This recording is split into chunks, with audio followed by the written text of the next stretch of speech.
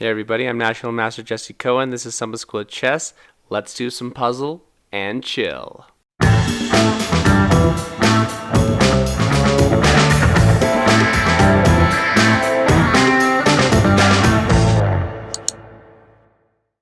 Well, knight c7 check does fork some pieces. Kind of a silly move. I can play rook e8 check, forcing rook takes, and I take back with my rook, back rank, checkmate. Check, checkmate. Same deal. King trapped on the back row by his own pawns. Check, take, checkmate.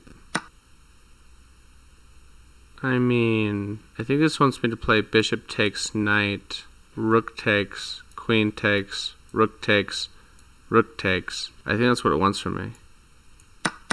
Normally you don't want to sack your queen. How is this problem 4? Well, this is a much easier problem 5. The lesson of do not move your f-pawn opens up the diagonal.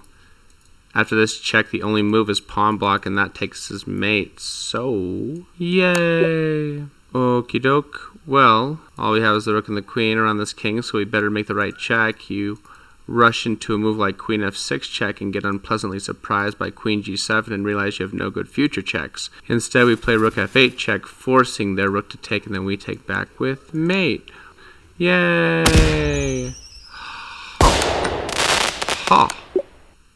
Well, I don't recommend you take on f5 when you were super responsible for being the only thing that was stopping our queen from taking here, checkmate. So now it's not there anymore, I guess we'll take there. Yahoo! Now, this is not too hard to see. Take a timeout and make sure that you can see what's going to happen afterwards. Hey, while you're sitting there thinking about this problem, why don't you smash that like button, hit subscribe, and ring the bell? Alright, let's get back to it. Do you see the back rank checkmate to follow? Queen takes f7 check. King h8 is forced. Queen f8 check. Queen takes queen is forced. And when we take back with our rook, it's a back rank checkmate again, forcing that king to the back row like that. Check. Check. Mate. We're in check. We only have 4 legal moves. So the good news is that if you find yourself in this position, you have a 1 in 4 chance of guessing right. You really don't want that pawn to become a queen. So the only moves that make sense are one of these 2 moves. But we gotta think about what they're gonna do too. If we play the move king to f2, they play king to h2, securing that square, and then next turn they're gonna make a queen, and they're gonna be guarding it. And there's nothing we can do to stop it. Whereas if we just play this move here, well, how are they gonna make progress? That doesn't make progress. Now this is another important decision. Super, super important decision. I think a lot of players would mess up here. Take a second and see what you would do. This is a super, super important moment. A lot of players would mess up here and just play king takes pawn, but this would be terribly incorrect. The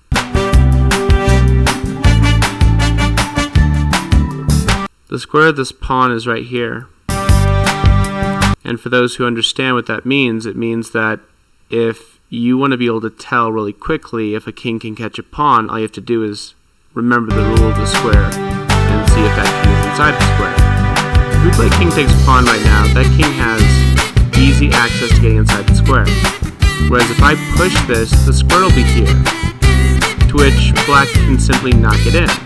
So I know without even calculating that that king cannot catch this pawn if I simply push it. Whereas I don't need to kill that pawn right away, it's already stopped, and that's the main thing I needed to accomplish, because this is a race. So, let's push it.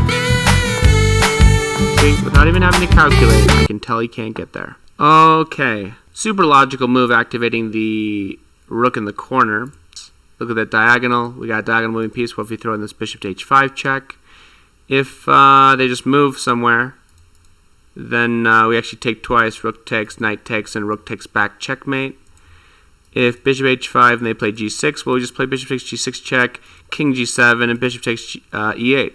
And in that case, we're going to win a rook and a pawn.